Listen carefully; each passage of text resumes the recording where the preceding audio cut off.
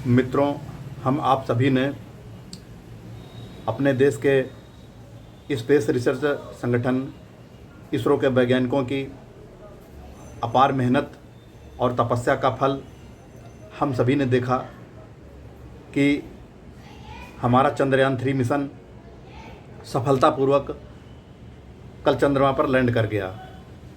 इसके साथ ही हम सभी देशवासियों को खुश होने का, दशहरा, दीपावली और तमाम सारे त्यौहार मनाने का एक साथ कारण दे गया। होना भी क्यों न चाहिए, क्योंकि अब हमारा देश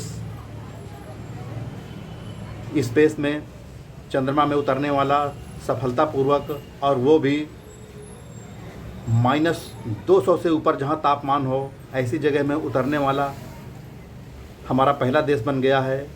और वैसे इससे पहले 3 देश ही ऐसा कर पाए हैं: अमेरिका, रूस और चीन। तो हमारे चंद्रयान-3 से पहले रूस को ऐसा लगा कि हम पिछड़ जाएंगे, तो उन्होंने जल्दबाजी में अपना लूना मिशन छोड़ दिया और अंततः वह फेल हो गया, क्रैश हो गया। उसकी लागत भी मित्रों बहुत ज़्यादा थी, हमारे चंद्रयान मिशन से 3 गुना ज़्यादा थी। हमारे इसरो के वैज्ञानिकों ने अपनी मेहनत और सूझबूझ से 650 करोड़ में सफलतापूर्वक चांद पर उतार दिया, और प्रज्ञान रोवर अपना काम कर भी रहा है, वहाँ की तस्वीरें भेज रहा है। और उन लोगों का लूना मिशन जो रूस का था वह 1600 करोड़ रुपए का था, तो लगभग 3 गुना पहुँच गया। तो मित्रों, इस खुशी को, हार्ट न्यूज़ को आप सभी ने देखा, हम सभी ने देखा। स्कूली बच्चों को ये खबर दिखाने के लिए, ये लाइव प्रसारण दिखाने के लिए सरकार ने भी कह रखा था, खास करके सरकारी स्कूलों में बच्चों को प्रयास किए गए दिखाने के। नहीं तो अपने अपने घरों में टीवी पर लोगों ने देखा, बच्चों ने देखा, सभी ने देखा। तो दोस्तों, इस सफलता के साथ ही हमें यह देखना है कि हम तो इन्वेस्टर हैं, हम तो अपने मिशन फाइनेंशियल फ्रीडम में निकले हैं। इस चंद्रयान-3 मिशन के साथ ही साथ हमें तो ये देखना है कि हम अपने मिशन में कामयाब कैसे होंगे, इस चंद्रयान-3 मिशन की सफलता का सहारा लेकर के। तो हमें यह देखना होगा कि हमारी ये सरकार स्पेस और डिफेंस सेक्टर में बहुत ज़्यादा जोर दे रही है, इसको बढ़ावा दे रही है। तो इस सेक्टर में जो कंपनियां काम करने वाली हैं, हमने अपने पिछले वीडियो में इसकी चर्चा की हुई थी, बताया हुआ था। किंतु दोस्तों, अब यह सफलतापूर्वक लैंड कर चुका है, विक्रम लैंड कर चुका है और रोवर अपना काम करने लगा है। तो इस सेक्टर में काम करने वाली कंपनियां बहुत तेज़ी से प्रोग्रेस करेंगी, इनके शेयरों के भाव बहुत तेज़ी से बढ़ने वाले हैं। खास करके उन कंपनियों ने जिन्होंने इस मिशन में डायरेक्ट अपना योगदान दिया हुआ है,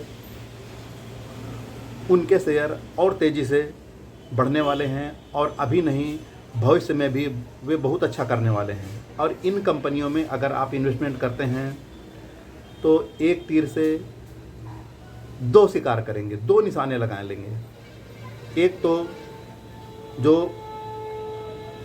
अपनी सरकार का, अपने देश का सबसे प्राथमिकता वाला सेक्टर है वह डिफेंस है, और उसके साथ ही साथ इसमें स्पेस भी शामिल हो गया।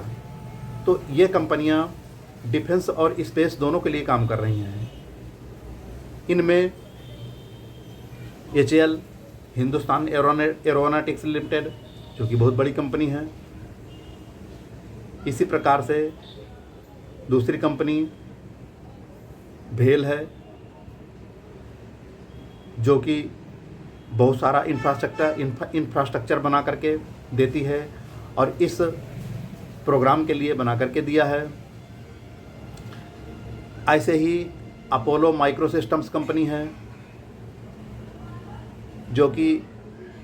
जो उसमें चिप और आईसी संबंधित उपकरण लगते हैं, इसी कंपनी ने बना करके दिया हुआ है। इसी प्रकार से अगली कंपनी लिंडे इंडिया है, जो उसमें गैस से संबंधित जो भी खर्च हुआ है, जो एनर्जी दिया है, एनर्जी से संबंधित इसी कंपनी का काम है। लिंडे इंडिया बड़ी कंपनी है, अच्छा बड़ा ग्रुप है,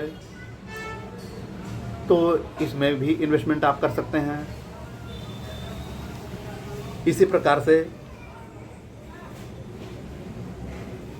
एमटार टेक्नोलॉजीज है। एमटार टेक्नोलॉजीज जो उसमें वायरिंग से संबंधित जो भी पार्ट्स लगे हुए हैं वो इस कंपनी का काम है।